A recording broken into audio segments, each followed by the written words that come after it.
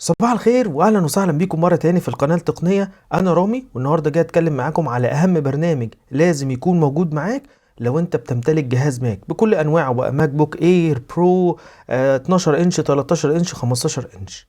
طيب هنروح مباشره على البرنامج اسمه اب كلينر. البرنامج دوت واحد من اقوى البرامج لان في حاجات انت مش هتعرف تعملها بنفسك او بالطرق الاعتياديه بتاعه البرامج اللي موجوده على الماك. اول واجمل خاصيه هو موضوع ازاله البرامج، ان انت تمسح برنامج. فكون ان انت تعمل حاجه زي كده بالطريقه الاعتياديه ما بتكونش طريقه فعاله، لان الملفات او البرامج بتكون ليها ملفات جوه السيستم بتاخد مساحه كبيره جدا، وفي نفس الوقت انت ما بتعرفش تشيلها بالطريقه الاعتياديه. فعلى سبيل المثال احنا عاوزين ننقي مثلا برنامج معين ان احنا نقدر نشيله وننزله مرة تاني او اي حاجة نعملها. فخلينا مثلا نشيل البرنامج ده. انا عاوز امسح البرنامج ده، كل اللي عليا ان انا هضغط انستول، وزي ما انتم شايفين هنا بيقول لك في 102 ايتم تو ريموف 102. فطبعا لو انت بتمسحه بالطريقه الاعتياديه مش هيمسح ال 102 ايتم، هيشيل لك كام ملف وبقيه الملفات كلها هتفضل على الجهاز. هتقول له ريموف وهيطلب منك الباسورد بتاع الجهاز، هتدخله عشان يعمل اكسس، وزي ما انتم شايفين اتمسح البرنامج كونجراتيوليشن وتمام. عايز تشوف الديتيلز هو مسح ايه تشوف. طيب ولكن دي خاصيه فعاله جدا. الخاصيه التانية والمهمه وهي الستارت اب بروجرام، البرامج اللي بتشتغل مع بدايه التشغيل.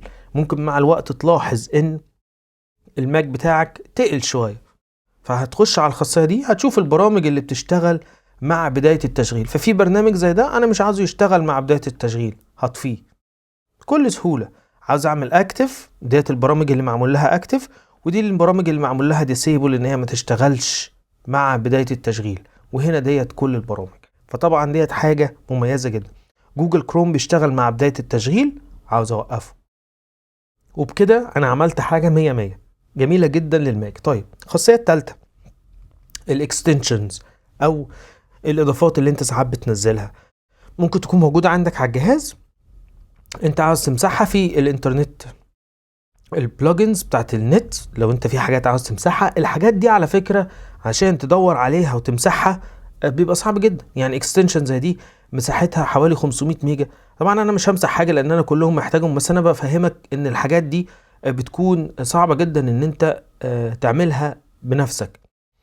وفي طبعا هنا الريمينينج فايلز ديت حاجات بقى ما يكونش ليها اي لازمه عندك على الجهاز، بتاخد مساحه عندك كبيره زي ما انتم شايفين، تقدر تعمل لها ريموف.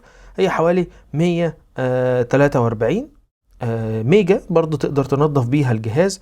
وفي اخر خاصيه هنا اللي هي الاوبن ويز، اللي هي انت تقدر تفتحها عن طريق يعني كليك يمين او حاجه زي كده، بحيث ان انت تختار البرامج اللي انت معينه.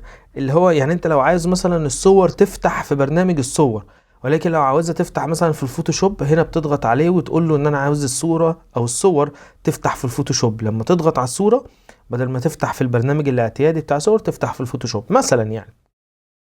فديت برضو حاجه بتسهل عليك الموضوع جدا. البرنامج جميل لذيذ، واجهته جميله بسيطه جدا ما فيهوش اي حاجه. ودوت تقريبا الاصدار لو عملنا اباوتس هيكون الاصدار 8.2 كذا كذا برو. لو انت طبعا عاوز تخش على الموقع الرسمي بتاعه وتنزله انا بعتذر مش هينفع اقول تنزلوه ازاي مش عارف ايه، القناه جه عليها كذا سترايك، وهو ده اللي بيخلينا اتاخر في الوقت في تنزيل الفيديوهات، لان القناه بيجي عليها مخالفات، بضطر استنى لحد ما المخالفات دي تنتهي وبعدين ارجع انزل فيديو تاني. فبنحاول ان احنا كده ايه نستخبى شويه يعني، ولكن ان شاء الله هنلاقي لها حل قريب. اتمنى ان انتوا تكونوا استمتعتوا بالبرنامج، وان شاء الله نشوفكم في فيديو تاني مع برنامج تاني مع حركه جديده تاني خاصه بالماك. مع السلامه.